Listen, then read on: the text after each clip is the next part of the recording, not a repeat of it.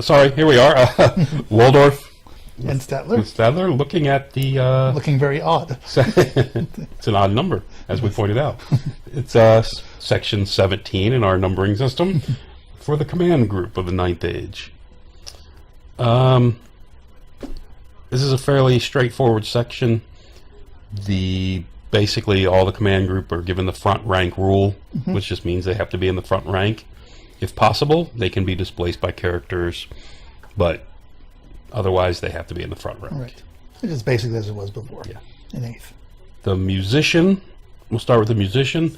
The musician can give the unit swift reform, same as 8th edition, everything else, right? The only difference the musician makes, he breaks the ties in Correct. combats. But he no longer gives a bonus, it's a straight up. Yeah, the big one is he doesn't give you you don't lose by 1, you just lose on your straight leadership, right? Correct.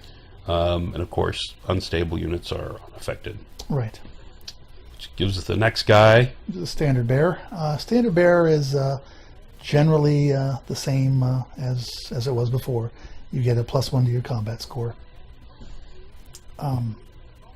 If you lose a Standardbearer, as we mentioned earlier versions in combat, if you lose your standard because you fled, right, you still keep the model. You just replace it with a regular rank and file model. You don't just lose the model. A guy doesn't fall over dead. Right, exactly. Which is really nice for like Monsters Cav.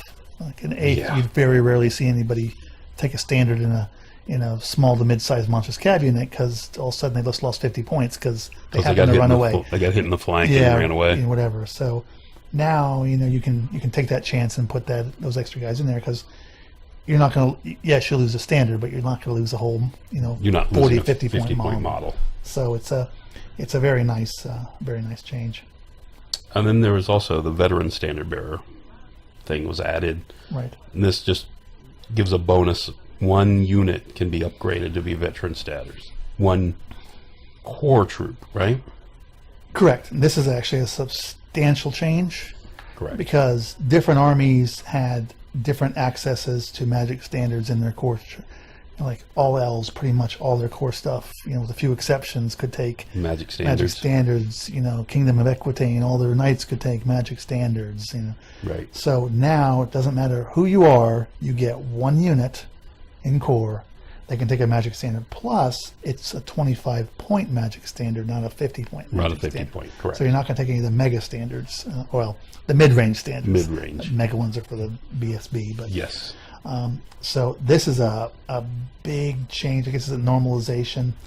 I have to admit, part of me kind of hopes they tone this down in later versions, because I thought it was some nice things for some of the armies to have more access to them. You mentioned elves, and to me, that's a big change. I mean, elves, to me, I always look at elves as kind of an elite army, even if we're talking about their core troops. Right. And I didn't mind their core troops having access to magic banners, because, they should be better. Anyway.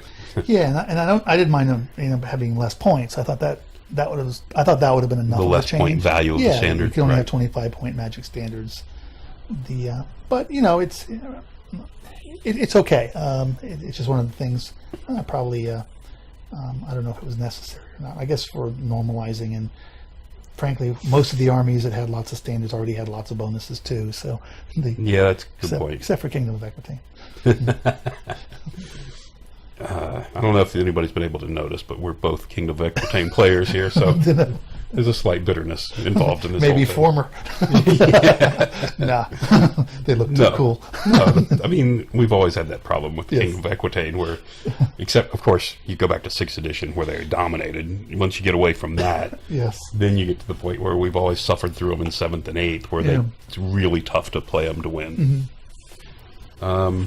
Next one is the champion. Champion's a little bit different now, because they, again, standardized the champion. Champion gives you +1 weapon skill, +1 ballistic skill, and +1 attack. So every champion and every unit, if they have a champion option, gets the exact same plus bonus. There's no, this guy gets ballistic skill, this guy gets weapon skill, this guy gets leadership. It's all the same. The downside to this is a lot of times it means you're making a separate die roll for the champion instead of just rolling his 2 attacks, mixing them in with everybody else. because of the weapon skill, a lot of times it'll mean there'll be a difference there. Not always, of course, but Right. just a little bit different. And well, the combined thing too, because it was quite often you'd have a plus on your weapon skill or a plus on your ballistic skill. Right. So now you get both. Yeah. So I mean, shooters, it makes or champion a little fightier than it used to be. So, I mean, extra attack, extra weapon skill will help you, and you know, mediocre shooters, it gives you a slightly better chance to hit. So I mean, it's nice. It's much better. I'll tell you, it's really good on monstrous infantry. Yes. Whereas before, quite often you usually got one minor bonus, but to get a plus strength. Plus strength. I'm sorry, plus strength, plus weapon skill and plus attack. Right. Is very helpful. I mean, you're hitting a little better and you're defending yourself pretty better. And they're harder to kill as it is. And then but it makes it consistent. Yeah. The other bonus, of course, is the ordering the charge, which is new. I love this rule. This is a big rule for me. Yeah. It means the 2 dice you roll for making a charge count as a minimum of 4. Right. So the snake eyes on the charge still gives you the +4. Right. This is a big change to me. I like it. I think it's good.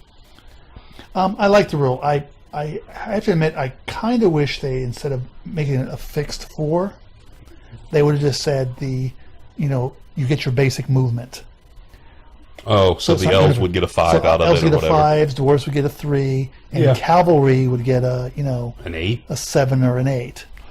Well, now, especially now that charges is just so important for cavalry. Correct. That's true. I mean, they were always important. Now they're really important. Now they're even more important. So I think that would that could have helped with some of the downgrading of cavalry and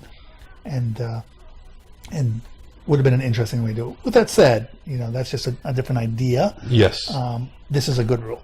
It's definitely a good rule. Yeah. I mean, even if it's a 4 standard, even on the Cav, it does help you occasionally when you roll the triple ones or whatever. Sure. So it can still help you. But again, this is it's another rule that helps infantry more than it helps Cav. Yes, absolutely. So that's kind of an overall theme to this whole thing. But that's the command groups. Not a whole lot there, right? Yep, that's it. All right.